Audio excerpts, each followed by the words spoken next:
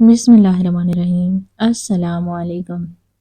मेरी भाभी ने हम पर चोरी का इल्ज़ाम लगाया तो भाई ने हमारी एक ना सुनी और आधी रात को मुझे और मेरी माँ को घर से निकाल दिया। हम दोनों ने मेरी एक सहेली के घर जाकर पनाह ली। मेरी यूनिवर्सिटी में आखिरी सेमेस्टर चल रहा था। मैं लोगों के घरों में काम करने लगी और एक घर किराए पर ले लिया। यूँ अपनी पढ़ाई मुकम्मल कर ली। मेरी डिग्री मुकम्मल हुई तो मैंने मुकाबले का इम्तिहान दिया और पुलिस में ऑफिसर लग गई। एक दिन मुझे कॉल मौसूल हुई कि गांव का वडेरा किसी को दरख्त के साथ बांध कर इस पर तशद्दुद कर रहा है। जब मैं मौका पर पहुंची तो वो मजलूम आदमी तो मेरा भाई। मैं यूनिवर्सिटी से घर वापस आई तो घर के करीब पहुंचकर मेरा सर शर्म से झुक गया था। मोहल्ले के कुछ लोग मुझे तमस्कुराना नजरों से देखने लगे। मैं खामोशी से सर झुकाकर घर के अंदर दाखिल हो गई थी। घर के अंदर पहुंचते हुए भी मोहल्ले वालों की तमस्कुराना नजरों को अपनी पुश्त पर मैं अच्छे से महसूस कर रही थी। इनके होंठों पे जो दबी दबी मुस्कान थी, इसकी वजह मेरी भाभी थी। जब से भाई की शादी हुई थी, भाभी ने हमारा जीना मुहाल कर दिया था। अम्मा अपनी गरीब भांजी को ये सोचकर ब्याह कर लाई थी कि वो इनके बुढ़ापे का सहारा बनेगी।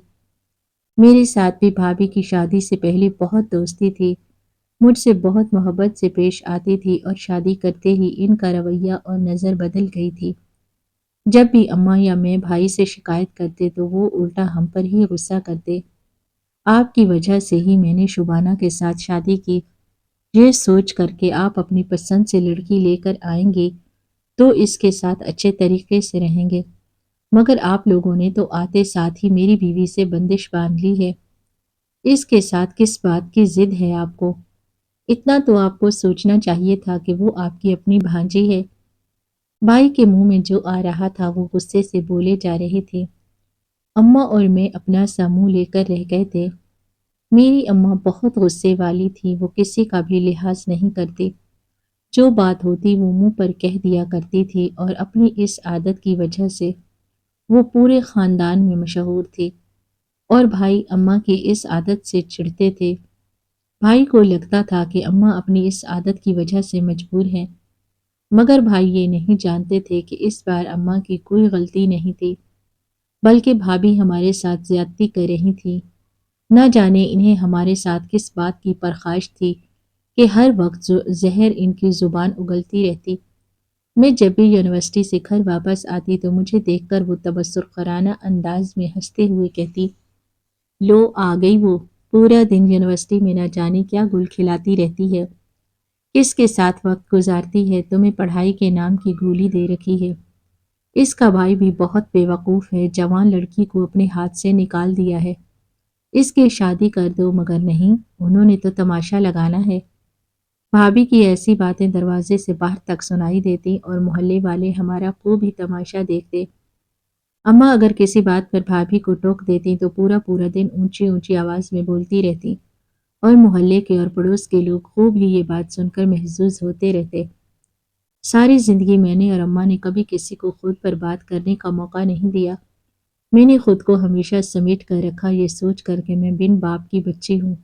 अगर ऐसा वैसा कुछ हो गया तो मेरा भाई मेरी जान ले लेगा और माँ, वो तो जीते जी मर जाएगी। सर झुकाकर घर से निकलती थी। बहुत सारे लोग मेरी तरफ बढ़े भी थे, कोई दोस्ती के नाम पर तो कोई बुरी नीयत लेकर, मगर मैंने सबको धुतकार दिया। अपनी नीयत साफ रखी ताकि मेरी मंजिल आसान हो जाए और अब वही मोहल्ले वाले हम पर हंसते थे। इन्हें हम पर बातें बनाने का मौका मिल गया था क्योंकि भाभी अब ये खुद ही सबको बातें बनाने का मौका दे रही थी। अम्मा, हम कब तक ये सब बर्दाश्त करेंगे? आखिर आप भाई को समझाती क्यों नहीं? वो अपनी बीवी को समझाएं कि वो अपनी जुबान को संभाल कर इस्तेमाल किया करें। लोग कैसे कैसी बातें करते हैं, आपको अंदाजा नहीं। लोगों की नज़रों में अपने लिए तमस्कुर देखकर कितनी मुझे शर्मिंदगी होती है माँ। माँ बेबसी से रोने लगी थी। इन्हें रोता देखकर मुझे खुद पर गुस्सा आने लगा कि मुझे इतना सब कुछ बोलने की क्या ज़रूरत थी। अम्मी तो पहले ही भाभी की वजह से बहुत परेशान है। इस रात मैं अपने कमरे में जाने की बजाय अम्मी के पास ही रुक गई थी। क्योंकि अम्मी परेशान थी तो मैंने सोचा कि आज अम्मी के पास रुक कर इन्हें तसल्ली देती हूँ। वैसे भी पूरा दिन मैं इतनी मसरूफ़ रहती थी कि अम्मी के पास 2 घड़ी बैठकर बातें करने का वक्त ही नहीं मिलता था। आधी रात तक मैं अम्मी के साथ बातें करती रही और फिर जब मेरी अम्मी नींद से अपनी आंखें बंद हो गई तो अम्मी भी सो गई। सुबह सवेरे का वक्त था जब हमारा दरवाज़ा ज़ोर-ज़ोर से खटखटाया जाने लगा। मैं बुरी तरह घबरा गई थी। अम्मी भी हड़बड़ा कर उठ बैठी। अरे क्या हो गया है शबाना? क्यों दरवाज़ा इतने ज़ोर-ज़ोर से बजा रही हो? शबाना नहीं, मैं हूँ अदील, दरवाज़ा खोलें। दरवाजे पर भाई थे और इतने गुस्से में क्यों थे मुझे कुछ समझ नहीं आ रहा था। मैंने जल्दी से दरवाज़ा खोला तो भाई ने कमरे में आते ही एक ज़ोरदार थप्पड़ मेरे मुंह पर मारा। इसके साथ भाभी भी कमरे में आ गई। ऊंचा ऊंचा बोलने लगी, इन माँ बेटी को घर से बाहर निकाल दो। आज इन्होंने मेरा जेवर चुराया है, कल को ये मुझे कत्ल कर देंगी। मेरे खिलाफ कोई ना कोई साजिश कर देंगी। मैं तुम्हें बता रही हूँ अदील, ये मुझे तुम्हारी ज़िंदगी से निकालना चाहती हैं। ये दोनों मेरी वजह से तुम्हारे भी दुश्मन बन चुकी हैं। अपने बेटे का घर उजाड़ने में देर नहीं लगाएंगी। क्या बात कर रही हैं आप भाभी? सोच समझ कर बोला करें। और भाई, आपको क्या हुआ है? आप क्यों सुबह सुबह इतने गुस्से में हैं? क्यों आपने मुझ पर हाथ उठाया है? न चाहते हुए भी मेरी आवाज़ ऊंची हो गई थी। तब भाई ने एक बार फिर से मुझे जोरदार थप्पड़ मारा। बड़ी आई मेरे सामने ऊंची आवाज़ में बात करने। यही सिखाया है तुम्हें यूनिवर्सिटी वालों ने कि बड़े भाई से किस तरह से बात करते हैं? एक तो चोरी की, ऊपर से सीना जोरी। हाँ, तुमने ही मेरी बीवी का जेवर चुराया है। बजाय इसके कि अपनी गलती मानो, भाभी से माफ़ी मांगो, उल्टा तुम मुझे आंखें दिखा रही हो। ये सुनकर मेरी आंखें फटी की फटी रह गई। कदमों के नीचे से ज़मीन निकल गई थी। मैं भागते हुए अम्मी के पास आई। अम्मी, भाई को बताएं मैंने ऐसा कुछ भी नहीं किया। मैं ऐसा करने के बारे में सोच भी नहीं सकती। मैंने क्यों भाभी का जेवर चुराना है? मैंने ऐसा नहीं किया। तब भाई मुझे बात ना सुनने पर खींचते हुए मेरे कमरे में ले गए थे। उन्होंने मेरा लाकर खोला, सामने ही भाभी का जेवर था। मैं हैरान परेशान रह गई। भाई, मुझे नहीं पता यहाँ पर कैसे आया। मैंने कोई चोरी नहीं की, आप मुझ पर यकीन करें। भाभी ये सब मुझे फंसाने की साजिश कर रही हैं। मेरा इतना बोलना था कि भाभी जोर जोर से रोने लगी।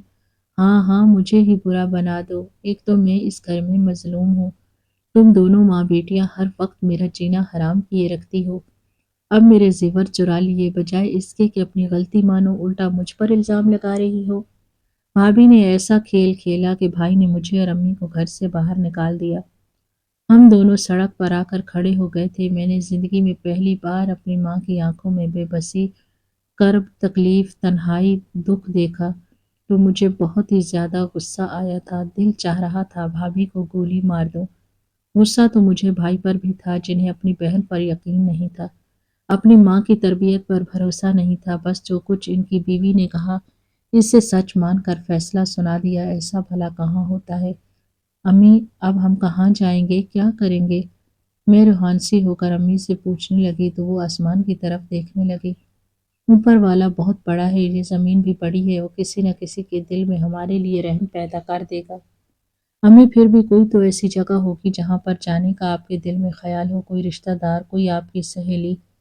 मैं एक एक करके सभी के नाम गिनवाने लगी। अम्मी के लबों पर तमस्कराना मुस्कुराहट फैल गई।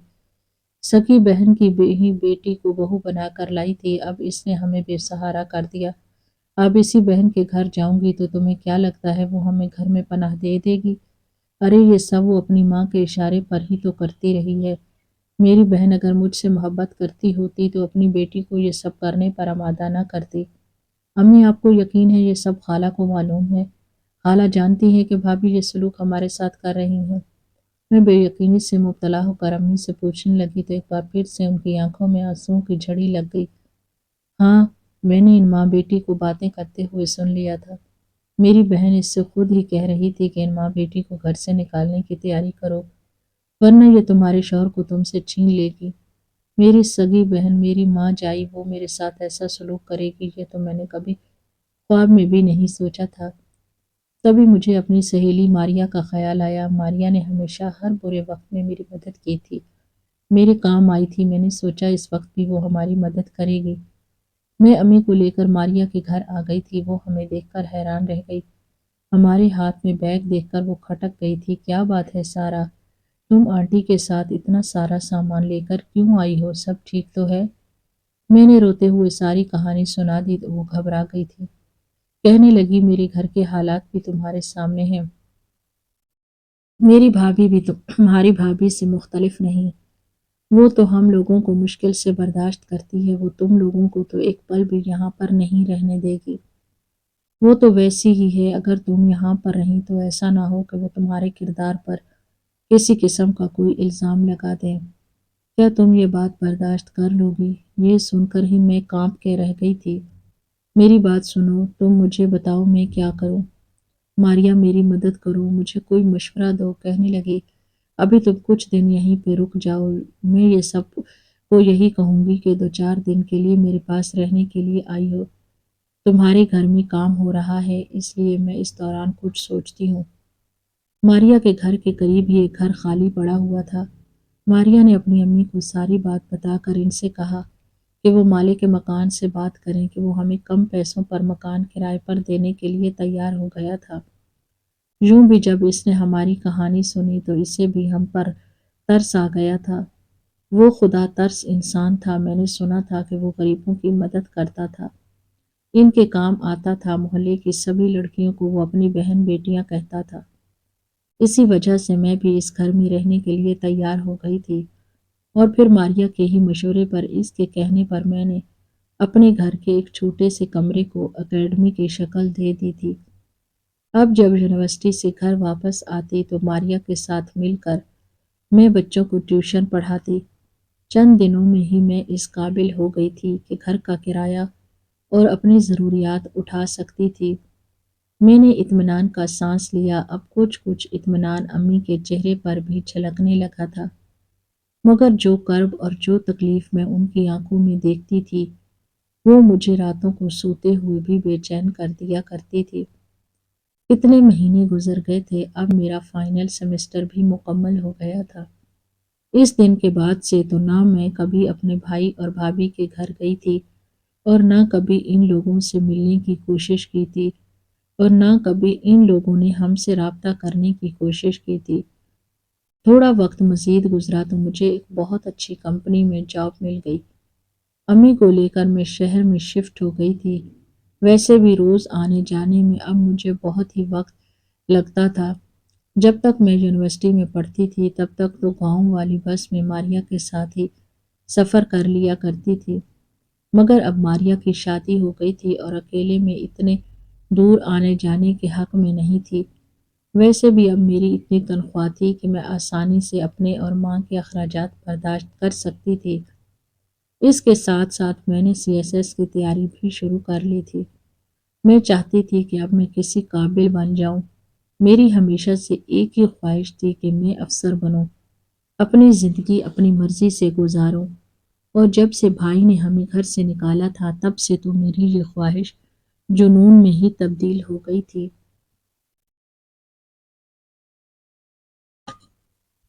میری خواہش، میرا جنون بالآخر حقیقت کا روپ دھار چکے تھے۔ وہ دن میری زندگی کا سب سے یادگار دن تھا جب میں نے CSS کے نتائج کی فہرست میں اپنا نام دیکھا۔ میں نے مقابلے کا امتحان پاس کر لیا تھا اور اب میں پولیس میں ایک اچھے عہدے پر فائز ہو چکی تھی۔ یہ کامیابی صرف ایک نوکری کا حصول نہیں تھی، بلکہ یہ میری ماں کی آنکھوں میں جھلکنے والے ہر کرب اور میری ذات پر لگائے گئے ہر جھوٹے الزام کا منہ توڑ جواب تھی۔ SP کی وردی پہن کر جب میں پہلی بار گھر آئی تو میری ماں کا چہرہ دیکھنے لائق تھا۔ وقت نے ان کے چہرے پر گہری لکیریں کھینچ دی تھی، مگر اس دن ان لکیروں کے بیچ سے جو سکون اور فخر جھلک رہا تھا اس نے میرے سارے دکھ دھو ڈالے۔ وہ چپ چاپ اٹھیں اور میرے کندھے پر ہاتھ رکھ کر آہستہ سے بولیں، تم نے اپنا فرض ادا کر دیا بیٹی۔ اس دن کے بعد سے میرا اپنے بھائی اور بھابھی سے کوئی رابطہ نہیں رہا۔ میں اپنی نئی ذمہ داریوں اور نئی زندگی میں مصروف ہو گئی تھی۔ شہر میں ایک پرسکون ماحول میں ہم دونوں ماں بیٹی اپنی زندگی کو نئے سرے سے جینا شروع کر دیا تھا۔ میری ڈیوٹی اور سیکورٹی کی وجہ سے ہم نے اپنا رہن سہن کافی تبدیل کر لیا تھا تاکہ میری ماں کو کسی قسم کی پریشانی کا سامنا نہ کرنا پڑے، اور وہ پرانی تکلیفیں اور یادیں اب محض ایک خواب کی طرح لگتی تھی۔ جن کے کڑوے پن کو میری کامیابی کی مٹھاس نے ختم کر دیا تھا۔ میں پچھلے کئی ہفتوں سے ایک کیس پر کام کر رہی تھی۔ یہ کیس گاؤں کے وڈیرے کا تھا۔ وہ ایک با اثر اور ظالم شخص تھا جس نے درجنوں لوگوں کی زندگی اجیرن کر رکھی تھی۔ وہ گاؤں کے غریبوں کا استحصال کرتا، انہیں جسمانی تشدد کا نشانہ بناتا تھا، ان کی زمینیں ہڑپ کرتا، خواتین پر بری نظر رکھتا۔ میں نے خفیہ طور پر اس کے خلاف ثبوت اکٹھے کیے تھے۔ میرا مقصد تھا کہ اسے صرف گرفتار نہیں کرنا بلکہ اسے جرم کرتے ہوئے رنگے ہاتھوں پکڑنا تھا تاکہ وہ انصاف کے شکنجے سے کسی صورت نہ نکل سکے۔ آج وہ دن تھا جب مجھے اطلاع ملی کہ وڈیرے نے ایک آدمی کو بہت پریشان کیا ہوا ہے اور وہ اس وقت اسے اپنے جنگل میں ایک درخت کے ساتھ باندھ کر تشدد کر رہا ہے۔ یہ خبر سنتے ہی میرے اندر کا جنون بیدار ہو گیا۔ یہ میرے لیے موقع تھا کہ میں برسوں سے دبی ہوئی عوامی فریاد کا جواب دوں۔ میں نے بغیر کسی تاخیر کے اپنی ٹیم کو تیار کیا اور فوری طور پر موقع پر جانے کا فیصلہ کیا۔ کتنے وقت سے میں وڈیرے کے خلاف شکایتیں سن رہی تھی۔ اب مجھے موقع ملا تھا کہ میں براہ راست اسے پکے ثبوت کے ساتھ پکڑ سکتی تھی۔ میں نے اپنی سرکاری جیپ کو تیزی سے اس ویران جگہ کی طرف موڑا۔ وہاں پہنچتے ہی میں نے اپنے ساتھیوں کو پوزیشن لینے کا حکم دیا اور خود دوڑ کر اس درخت کی طرف گئی جہاں وڈیرا کھڑا تھا۔ منظر دل دہلا دینے والا تھا۔ ایک مظلوم شخص درخت کے تنے سے مضبوطی سے بندھا ہوا تھا۔ اس کے جسم پر تشدد کے تازہ نشانات تھے۔ وڈیرا اپنے ایک گروہ کے ساتھ کھڑا اسے بری طرح سے گالیاں دے رہا تھا اور ہاتھ میں پکڑی لاٹھی سے اسے مارنے ہی والا تھا۔ رک جاؤ! میری گرجدار آواز نے پورے ماحول میں سناٹا پھیلا دیا۔ وڈیرا نے جب مجھے پلٹ کر دیکھا تو میری وردی اور میرے روب کو دیکھ کر سکتے میں آ گئے۔ وڈیرے نے غصے سے میری طرف دیکھا مگر جب اس نے مجھے پہچانا تو اس کا چہرہ پیلا پڑ گیا۔ وہ جانتا تھا کہ میں بہت ایماندار ہوں، بکنے والوں میں سے نہیں۔ اسے یہ بھی پتا تھا کہ میں کتنے عرصے سے اس کے پیچھے پڑی ہوں۔ آج اس سے رنگے ہاتھوں پکڑ لیا۔ اس نے مجھے دھمکانے کی بہت کوشش کی۔ اس کے ہاتھ بہت لمبے ہیں، اس کی پونچھ اوپر تک ہے۔ میں نے اس کی پرواہ کیے بغیر اپنے ساتھیوں کو وڈیرے اور اس کے ساتھی کو فوراً گرفتار کرنے کا حکم دیا۔ میری نظریں اب اس مظلوم بندھے ہوئے شخص پر پڑی۔ تشدد اور گرد و غبار سے اس کا چہرہ بپھرا ہوا تھا، اس کے بال بکھرے تھے اور کپڑے تار تار۔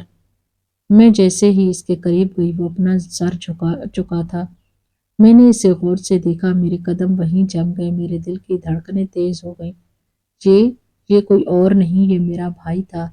وہی بھائی جس نے ایک ظالم بیوی کے جھوٹے الزام پر اپنی ماں اور مجھے آدھی رات کو گھر سے نکال دیا تھا۔